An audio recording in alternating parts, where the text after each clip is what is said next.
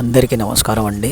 ఆఖరి సోమవారం కాబట్టి, కార్తీక మాసం ఆఖరి సోమవారం కాబట్టి అధిక సంఖ్యలో భక్తులందరూ వచ్చి భగవంతుని ఆలయంలో పూజలు, కీర్తనలు, సూత్రాలు చదువుతున్నారు. తమ మొక్కులు, పూజలు, అర్చనలు చేస్తున్నారు. ఇక్కడ చూస్తున్నాం కదా, మారేడు చెట్టు కింద ఉన్న నంది విగ్రహానికి నాగులమ్మ, అదేవిధంగా శివాలయం పక్కనున్న శివాలయంలో కూడా పూజలు, అర్చనలు, కీర్తనలు చదువుతున్నారు, పూజలు చేస్తున్నారు.